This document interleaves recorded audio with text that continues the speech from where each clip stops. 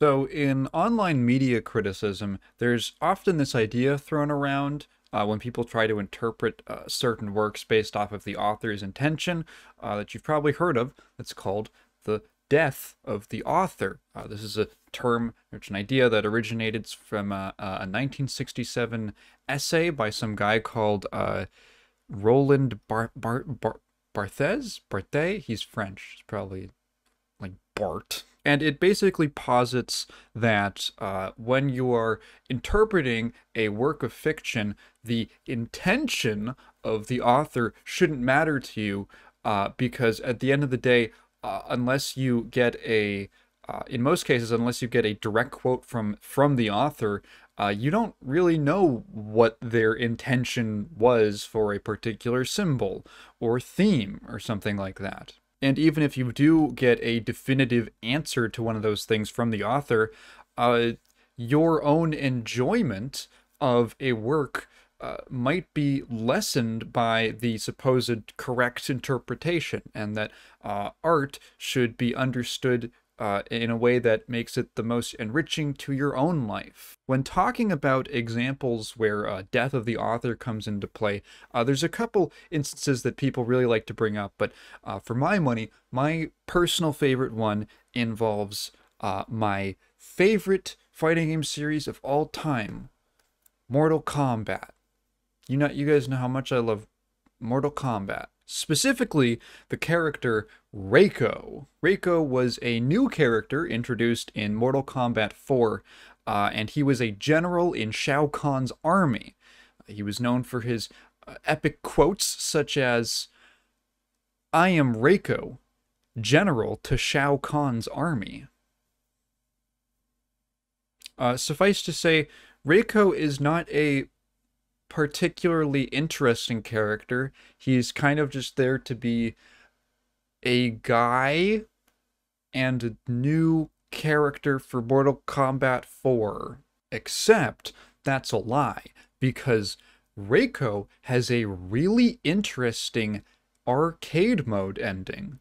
So in MK4's original arcade release, Reiko's ending just showed him walking through a portal and then it ended, that was it. But when it was ported to home consoles like the PlayStation and handhelds like the Game Boy Color, there was a little bit added on to that sequence. There's a short segment after he steps through the portal where he sits down on Shao Kahn's throne and Shao Kahn's helmet descends onto his head.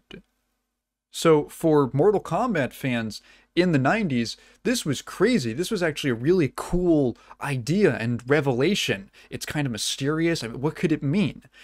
Is Reiko's kind of boring, normal exterior actually a front for his plans to usurp Shao Kahn? Could Reiko be Shao Kahn, disguising himself with magic? I mean, Shao Kahn wasn't playable in MK4. He doesn't make an appearance. Could it be him in disguise? There were many debates on Mortal Kombat forums over whether or not Reiko and Shao Kahn were in fact the same person, or if the ending was even considered canonical or not. So what was the actual story? What was the intended meaning behind this ending? To read from the Mortal Kombat wiki, it puts it thus. In truth, little thought was put into either version of Reiko's ending.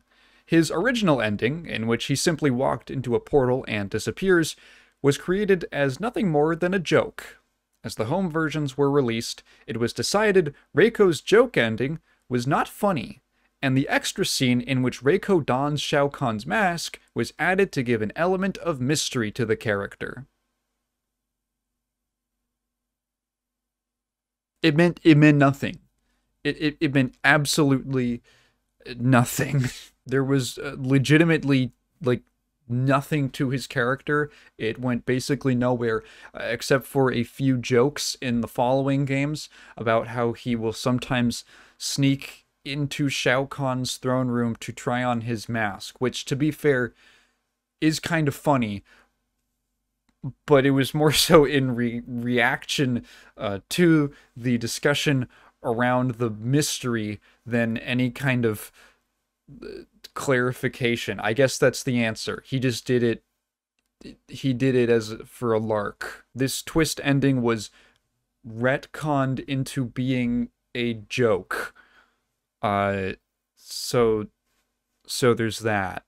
I tried to find some kind of confirmation that the original ending without the bit in the throne room was supposed to be a joke to begin with, but the only thing I could find was the only sources really just kind of traced back to this one website that makes a claim that the writer for the game said it was a joke. That website is not sourced to anything. Maybe it's true, maybe it's not. That part isn't so important. I mean, it's kind of funny. The idea that it was just conceived as an unfunny joke that then they turned into like a cliffhanger that then became retroactively another joke. Um, but like, it's kind of, isn't it kind of disappointing? Right? Like I genuinely think that it's a cool twist that a character like Reiko uses his sort of uninteresting, very bland personality as just this sort of cover story when in fact he's like a scheming, underhanded kind of like usurper. That's a fun idea for a character, and it would be really cool if that was what actually happened.